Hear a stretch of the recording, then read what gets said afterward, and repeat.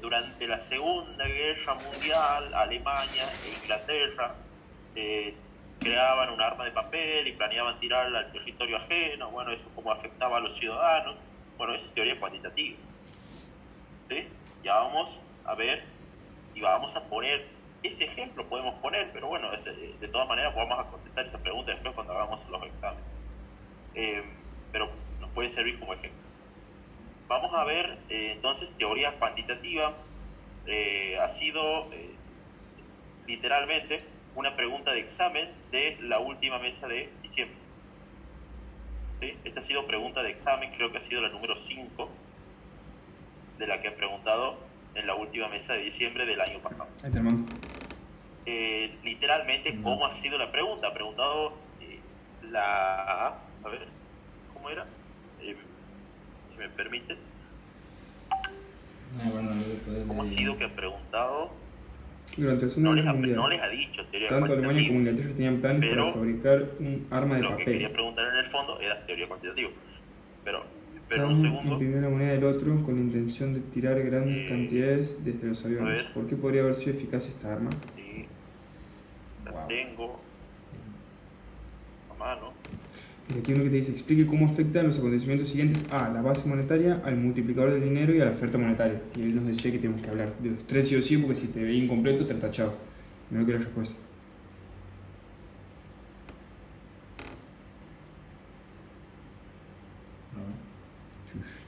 Algo así como la dicotomía de los clásicos ha preguntado. ¿Sí? De la dicotomía de los clásicos, la corriente clásica es, ¿no? De la economía. Bueno, igual enoja esos menos, ¿Sí? digamos. Justamente lo que vamos a aclarar en un principio. Esta teoría cuantitativa, él no les ha dicho explique teoría cuantitativa, les ha dicho básicamente cómo opera la dicotomía de la corriente clásica respecto a un incremento en la cantidad de dinero. Bueno, teoría cuantitativa les ha preguntado. Eso es teoría cuantitativa. Entonces, hay que aclarar que esta teoría cuantitativa, ya vamos a ver cómo es el modelo, la expresión matemática, algebraica, ¿sí? Del modelo, también se lo ve en finanzas públicas con el licenciado Rojo. Me acuerdo. De todas maneras, ¿sí? Hay que explicarla bien porque siempre tienen que contestar más o menos así cuando les pregunten esta teoría. Es decir, haciendo referencia a que, por empezar, es una teoría que corresponde a la corriente clásica. En segundo lugar, pueden establecerle el concepto, que es lo que vamos a ver. Le tienen que decir cuál es la ecuación matemática de la expresión cuantitativa del dinero. Esta es, vamos a ver cómo es la expresión. Y le tienen que decir qué significa M, qué significa B, qué significa P y qué significa T. Le tienen que decir todo eso, porque si no las respuestas quedan muy incompletas. A él no le gusta. Entonces, cabe aclarar que ahora vamos a empezar a ver componente por componente de la expresión cuantitativa. Entonces, es una expresión de la economía clásica. ¿Sí? O sea, si les preguntan algo de los clásicos y les relacionan cantidad de dinero, vayan directo a teoría cuantitativa. Bien, entonces, la teoría cuantitativa del dinero, ¿sí? Es una manera muy simple, ¿sí? Muy simple, expresada, ya vamos a ver en esta ecuación que está aquí abajo, de organizar las ideas sobre la relación entre dinero, precios y productos. Vamos a ver justamente que, como nosotros ya habremos de haber estudiado la parte correspondiente a dinero, ¿sí? Sabremos que hay una variable que se llama cantidad de dinero, ¿sí? Que la habíamos denotado con la letra M, que está muy estrechamente asociada con la política monetaria del Banco Central. ¿Sí? Entonces, eso es respecto al dinero. Los precios lo vamos a encontrar expresados de forma tal que reflejan un promedio ponderado del valor de los bienes y servicios en la economía. ¿Sí? Mientras que T se denomina nivel de transacciones promedio realizadas durante un determinado periodo de tiempo, o sea, el PBI, asociado con la producción. durante un ejercicio anual, por lo general.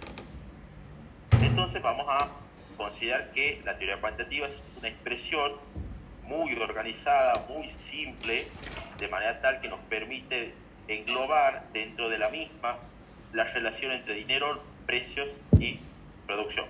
Esto es una suerte de concepto, ¿sí? Si ustedes quieren tenerlo en cuenta para empezar a introducirse en caso de que les quieran preguntar este tema.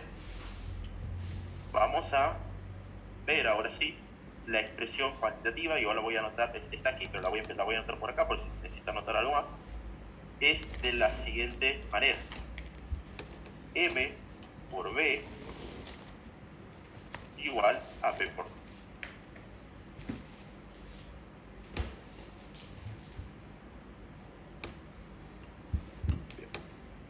Entonces, nosotros podríamos decir que esto es una expresión algebraica. ¿Por qué? Porque tiene letras, ¿verdad? Letras. Matemática, porque aquí está asociado el producto, el signo por, ¿verdad? De multiplicación. Y específicamente empírica también. ¿Sí? Si estuviesen con finanzas públicas, Rojo le hubiese dicho lo mismo. Bueno, entonces, esto es una suerte de algo empírico también. ¿Por qué? Porque esto no viene de hace poco, ¿sí? Esto por lo general se estudió, ¿sí? En su momento en la escuela de Chicago, de los Estados Unidos, ¿sí? Obviamente, técnicamente eran los clásicos, después las que adoptaron la modalidad, pero en principio eran los monetaristas las que inventaron esta expresión también. Algunas veces se dice clásico / monetarista, ¿sí? Aquí no entran los keynesianos, por ejemplo, en esta fórmula. Y básicamente lo que trataban de explicar con esta expresión, ¿sí? Es no solamente la teoría cuantitativa del dinero, sino dar a conocer que esta teoría cuantitativa del dinero derivaba en lo que era la teoría de la inflación. ¿Cómo tienes todo esto? Sí, pero no está Teoría de la inflación. lo que dice MB. En donde básicamente se estudiaba a las variables, ¿sí? Del modelo y se determinaba, ¿sí? Se determinaba que esta teoría, ¿sí? Va a derivar en lo que es la teoría de la inflación monetaria, considerando que los monetaristas en su momento dijeron la inflación es siempre y en todo lugar un fenómeno monetario, ¿sí? Por algo viene la teoría de la inflación. Entonces, desde ese punto de vista vamos a empezar. Ustedes tienen que poner así al profe la expresión y le tienen que ir explicando qué significa M, qué significa B, qué significa P y qué significa T.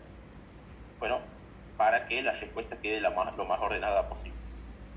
¿Qué significa M? Esto ya habremos visto recurrentemente, ¿sí? ¿Qué significa cantidad de dinero en la economía? Esto asociado con que M solita no tiene ningún denominador abajo. Esta sería la cantidad de dinero nominal de la economía. Entonces, esto ya vamos a ver justamente apenas entremos a la unidad 7 de mercado de dinero. Pero cuando la M está solita, es decir, no tiene un denominador abajo, digamos, para relacionarla con la M, eso sería cantidad de dinero nominal de la economía, ¿sí? Expresada en valores, ¿sí? Obviamente estamos haciendo referencia a billetes, monedas, ¿sí? Emitidas por quién? Por una autoridad monetaria llamada Banco Central de la República Argentina, ¿sí? ¿Alguien más, además del Banco Central, puede controlar la cantidad de dinero? No.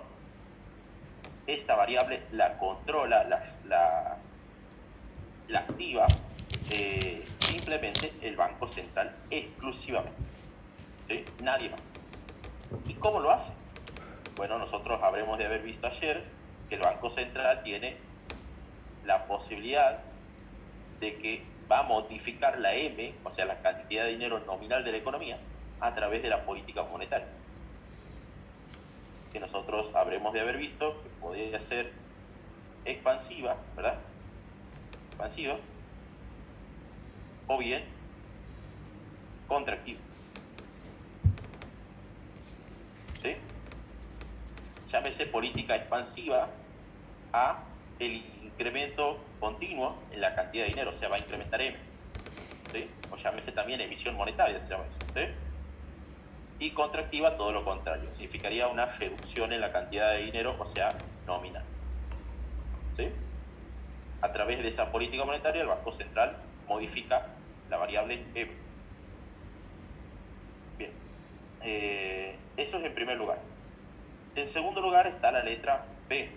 La letra B la habremos de haber visto ayer, antes de finalizar, ustedes se acordarán, que hablábamos, ¿sí?, acerca de, bueno, ahí lo determinamos otra vez como una forma de concepto, de la velocidad de circulación o ingreso del dinero, es lo mismo, circulación o ingreso del dinero, ¿sí?, expresada en el número de veces que debía flotar el dinero, ustedes se acordarán, para financiar todas las transacciones que generaban valor de producción en la economía. ¿Sí? Todas las transacciones. O sea que el dinero no bastaba con que flote una vez. ¿Por qué? Porque el PBI es un número muy grande en el año. ¿Sí? Entonces, ¿qué tiene que hacer el dinero para financiar todo ese PBI anual? Tiene que flotar varias veces, no una sola vez, varias veces en el año para financiar todo ese PBI anual. ¿Sí? Nosotros habremos de haber puesto una fórmula a través de la cual se determinaba, si nosotros quisiéramos volver a repasar la velocidad del dinero, que era de la siguiente manera. Era P, ¿verdad?, nivel de precios, multiplicada por nivel de transacciones, dividido cantidad de dinero. Nosotros habíamos puesto un ejemplo donde habíamos dicho que habíamos determinado, creo que un ejemplo de las pizzas, donde decíamos, el precio de las pizzas en el mercado es de 200 pesos. ¿Sí? Supongamos. Se producen al año, habíamos dicho, 100 pizzas. Con números cortos, ¿no? No es que esto es realidad. Para entender el ejemplo nomás. Y dividido M, habíamos dicho que suponíamos que la economía contaba con 1.000 pesos o sea, de oferta monetaria para hacer transacciones. Entonces, llegado el momento de determinar el resultado, nosotros, ¿qué teníamos? Teníamos aquí en el numerador, ¿verdad?, lo que se llamaba PBI nominal, que en este caso sería 20.000, ¿verdad? Entonces, ¿qué tenía que suceder? Tenía que suceder que, habiendo determinado el resultado de esta expresión, o sea, 20.000 dividido 1.000, me va a dar 20, ¿verdad? Entonces, ese 20 me indicaba el número de veces, ¿sí?, que tenía que flotar todo este dinero a lo largo del año para financiar esos 20.000 pesos, o sea, ese número 20.000 de PBI nominal. ¿Sí? Entonces, habíamos determinado que ese es el número de veces. ¿Sí? O sea, ahí ya nos estamos dando cuenta que la cantidad de dinero que está en el denominador para financiar el numerador, ¿sí?, no rota una vez al año. ¿Sí? ¿Por qué? Porque estos 20.000 son un número muy grande. Por ejemplo, obviamente el PBI en un año no es 20.000, ¿no? Estamos hablando de miles de millones por lo general cuando hablamos de PBI. Pero esto es solamente para ejemplo. Pero de alguna forma, no basta con que el dinero rote una vez al año, sino que tiene que rotar, por ejemplo, en este mini ejemplo, 20 veces. Eso era velocidad del dinero. Depende de los hábitos de consumo de la población. Comúnmente, ustedes consideramos, ¿sí?, que esto depende mucho de los hábitos de consumo de la población. Porque básicamente nosotros tenemos que considerar que ese producto efectivamente sea dispuesto a pagarse por un consumidor. O sea, en relación a que el consumidor, por ejemplo, en este ejemplo, le guste consumir pizzas. Puede ser que le guste consumir otra cosa. ¿Sí? Bueno, o sea, depende de los hábitos de consumo de la población, ¿sí?, para que justamente este número varíe o no. ¿Sí? Entonces, en ese caso, se considera que esta variable depende habitualmente de la población, podríamos decir, de la forma en la cual toman su decisión de consumo. En segundo lugar, antes de pasar a las otras expresiones, esta expresión que se llama M por B se denomina, o sea, las dos juntas, ¿no? Se denomina oferta de dinero. Se denomina oferta de dinero. ¿Alguien quiere levantar la mano para una duda? Eso es por empezar. Ahora vamos No. a las otras dos expresiones. ¿Sí? Vamos a la variable P. La variable P no es otra variable más que los precios de la economía, ¿sí? O sea, estamos hablando de un precio promedio ponderado, ¿sí? Justamente expresado en el valor que representan los bienes y servicios, en el valor implícito de cada bien o servicio de la economía, ¿sí? Por ejemplo, esto no es gran ciencia, ¿no? Supongamos que tenemos $8, ¿sí?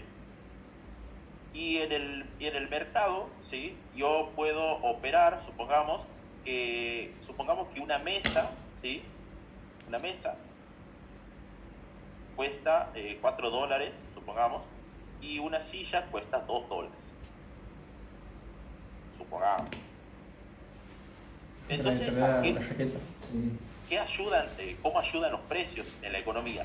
Ayudan a tomar una decisión a cada agente respecto a lo que desea demandar o adquirir en el mercado, ¿sí? En este caso, por ejemplo, podemos optar, ¿sí? por demandar según la cantidad de dinero que tengamos, ¿sí? Y dado los precios de mercado. Por ejemplo, yo puedo decir que con $8 puedo demandar dos mesas y ninguna silla. También puedo decir que puedo demandar 4 sillas y ninguna mesa.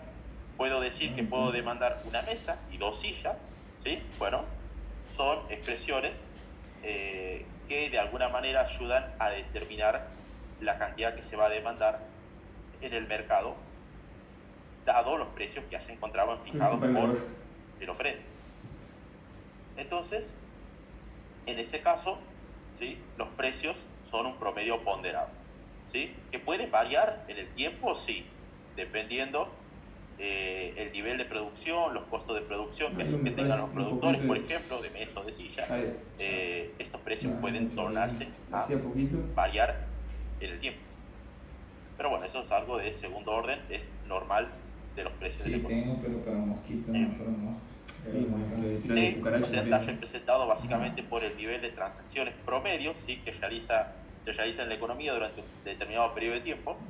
Bueno, o sea, no es otra cosa más que decir PBI, ¿verdad? Algo así como lo que nosotros veíamos en la unidad 1, donde definíamos qué era PBI o el producto, cómo se definía el producto o PBI de la economía. Se definía como el valor de los bienes y servicios finales producidos en la economía durante un determinado periodo de tiempo, ¿verdad? Bueno, eso es el nivel de transacciones, en otras palabras, ¿sí? Lo que produce, lo que genera la economía en un determinado periodo de tiempo, por lo general, un año, el PBI se calcula por lo general de manera anual.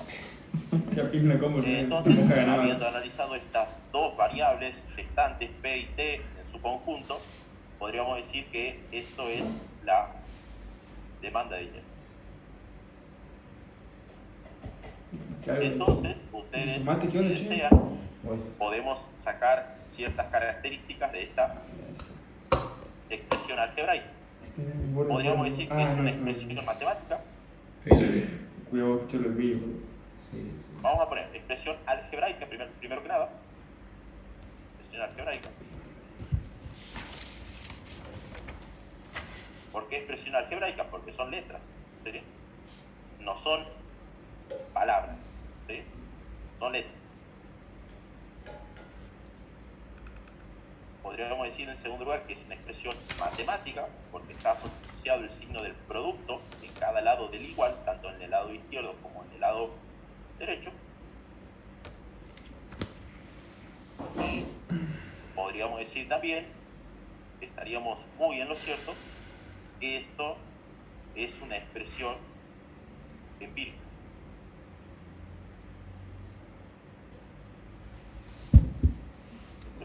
Esto es una expresión empírica, ¿sí? quiere decir que no se ha inventado ayer, no se ha inventado hace un año, se ha inventado hace mucho, en la escuela de Chicago de los Estados Unidos. Bueno, vendría a ser que eso hace mención a que ustedes tienen que efectivamente nombrar, ¿sí?, cada variable en cuestión, expresando lo que efectivamente significa cada variable, de lo que depende cada variable. Aquí me he olvidado de aclarar, la T, esta que se llama nivel de transacciones, depende por lo general de la estructura de capacidad productiva del país o la economía, ¿sí? Es decir, depende de la cantidad de recursos que esté empleando la economía, ¿sí?, en el nivel de producción de bienes y servicios finales, donde obviamente vamos a suponer aquí estamos bajo PBI potencial, pero para explicar la teoría cuantitativa. Vamos a ver ahora a continuación cómo es esta expresión cuantitativa, cuál es el efecto de la expresión cuantitativa. Sí, no, ya. Aquí lo vamos a expresar en el lado izquierdo. ¿Qué considera la expresión cuantitativa del dinero? Bueno, en resumen, vamos a llegar, una vez de haber conocido cómo se llega, claramente, vamos a ver que todo incremento en la cantidad de dinero va a generar un incremento en los precios. Eso es lo que se llama teoría de la inflación. Y eso es lo que determinaron los monetaristas. Entre ellos, el principal se llamaba Milton Friedman, ¿sí? No sé si lo habrán escuchado nombrar a ese economista, ¿sí? Era uno de los más importantes de la corriente monetarista, uno de los que habló mucho, sacó su tesis sobre, muy importante, porque son como 20 puntos más o menos lo que habla Milton Friedman en una tesis, donde habla justamente de cómo es el impacto de la inflación. ¿Sí? Pero bueno, eso es algo de segundo orden.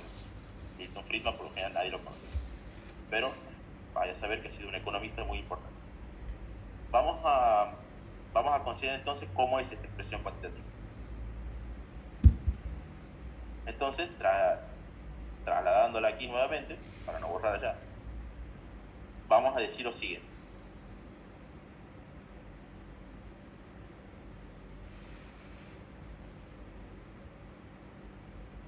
Vamos a suponer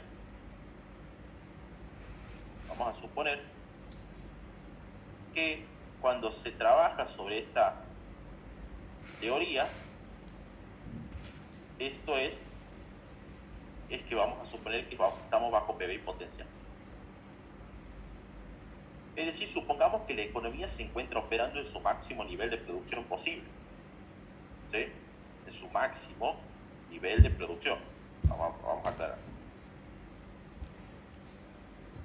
Máximo nivel de producción. Esto ha preguntado el profe que es PBI potencial. O sea, no lo ha preguntado así, sino ha preguntado por qué la oferta agregada tiene esta forma, o sea, totalmente vertical. Bueno, eso se debe al producto potencial. Básicamente, cuando hablamos de una oferta vertical, estamos haciendo referencia a la teoría clásica de la economía. Los clásicos son los que suponen que la economía va a llegar a su PBI potencial. Los keynesianos no. Los keynesianos no creen eso, por ejemplo. Ellos creen en otra cosa. Entonces vamos a considerar que, tomando en cuenta el máximo nivel de producción de la economía, es obvio que yo ya no puedo avanzar más allá del PBI potencial, ¿que no? ¿Por qué? Porque estoy diciendo que he llegado a mi máximo nivel de producción, ¿sí? Entonces ya no podría avanzar más allá de mi PBI potencial. Eso es como aclaración inicial. Entonces, a través de eso se supone que, volviendo a la fórmula, esta variable que se llama t, la vamos a suponer constante, fija, estática, ¿sí? Como ustedes quieran llamar. ¿Por qué? Porque habíamos dicho que t dependía del nivel de transacciones promedio. Y si yo estoy diciendo que el PBI está clavado en un punto potencial, quiere decir que he llegado a determinar que no voy a avanzar más del producto potencial disponible del país. Entonces, sería lo mismo suponer que la T se va a mantener fija, porque yo ya no puedo incrementar el PBI potencial. O sea, T fija. Ahora, ¿qué me va a quedar del lado izquierdo? Si yo llegase a dejar la ecuación cuantitativa así, o sea, m por b igual a p por t constante, esto me está representando un desequilibrio. ¿Sí? Si yo lo dejase a llegar así, esto me estaría representando un desequilibrio en la ecuación. ¿Por qué? Porque esta parte del lado izquierdo respecto a la del lado derecho ahora sería mayor. ¿Por qué? Porque ahora t está fija y de aquí del lado izquierdo yo no tengo nada fijo todavía. Entonces habría una suerte de desequilibrio. Ahora, ¿cómo se corrige ese desequilibrio? Suponiendo alguna de las dos variables del lado izquierdo constante. Bien. Yo m, olvídate, m no la vas a mantener constante nunca. ¿Por qué? Porque depende exclusivamente del Banco Central. Y el Banco Central va a estar haciendo política monetaria todo el tiempo. Es algo indefinido eso que puede hacer. No lo puede, digamos, puede emitir si quiere, y si no, puede expandiendo o contrayendo la cantidad de dinero, pero de cierta manera no va a mantener fija la cantidad de dinero en la economía. Entonces M, ¿sí?, es muy poco probable que la pueda mantener constante, porque depende mucho del Banco Central. Entonces, ¿qué voy a mantener constante? Y la B.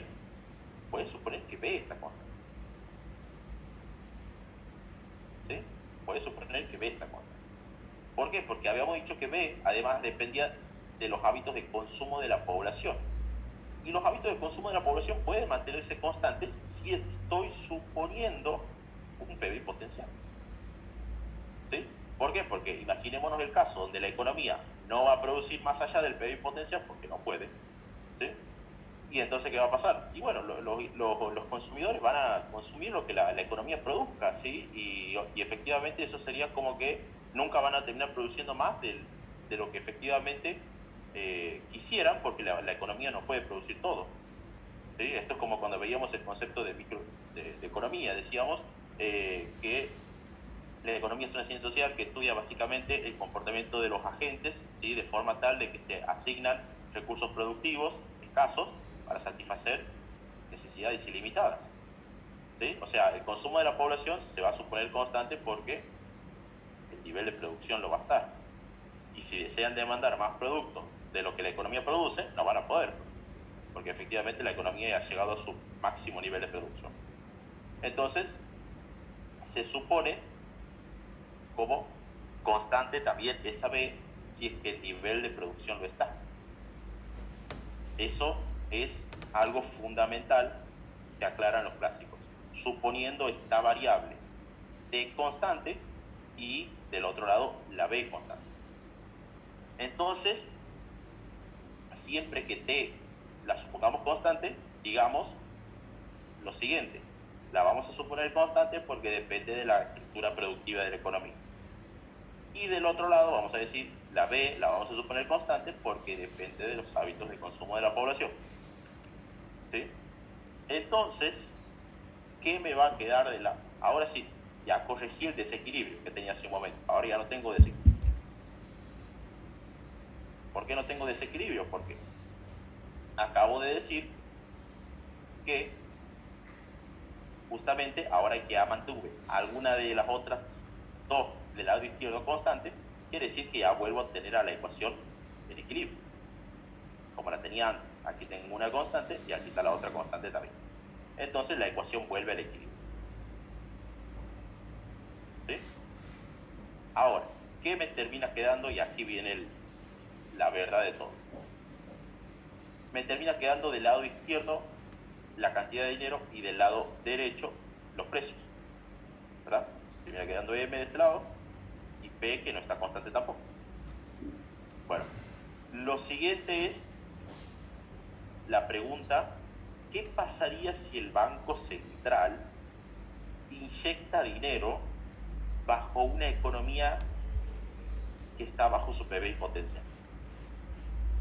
Bien, la respuesta es: si el Banco Central hace política monetaria expansiva, o sea, incrementa la cantidad de dinero nominal, lo que va a generar es incremento en los precios, pura y exclusivamente, ¿sí? Siendo que la economía ya estaba bajo PBI potencial, ¿sí?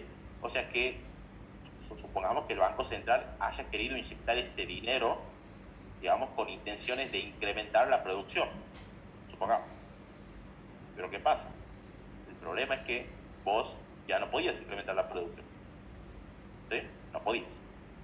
Entonces, este dinero sobrante en la economía que el Banco Central inyectó, lo único que va a traer aparejado es incremento en el nivel de precios.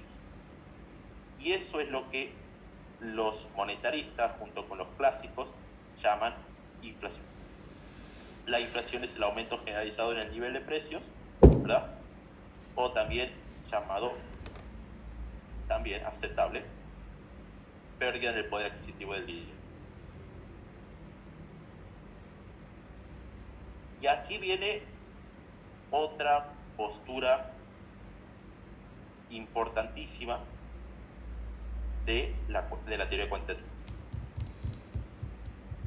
Aquí entra lo que se llama neutralidad del dinero. Esto se llama neutralidad del dinero.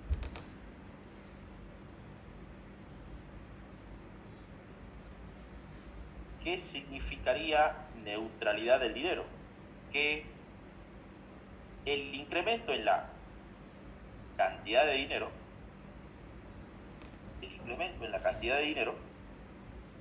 va a traer hasta aparejado efectos sobre variables nominales, ¿sí? Es decir, esta neutralidad del dinero te dice lo siguiente: esto de que el Banco Central haya incrementado la cantidad de dinero va a repercutir,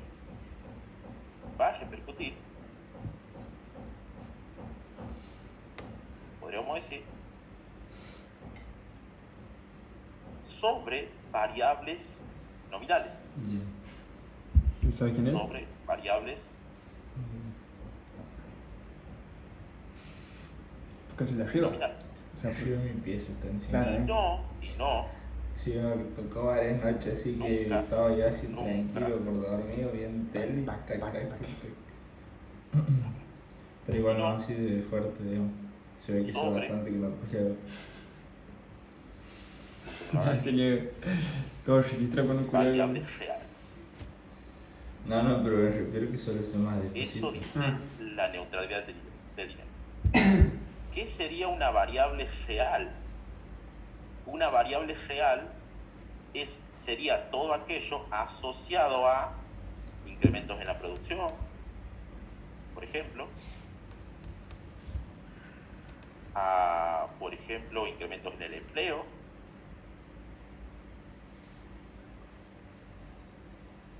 ¿sí?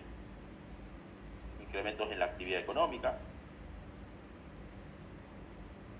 etcétera, ¿sí? O sea, estaríamos diciendo que esta variable nominal llamada cantidad de dinero nominal va a repercutir sobre la variable nominal principal, que es los precios, ¿sí? Solamente va a tener repercusión, como decimos aquí, sobre la variable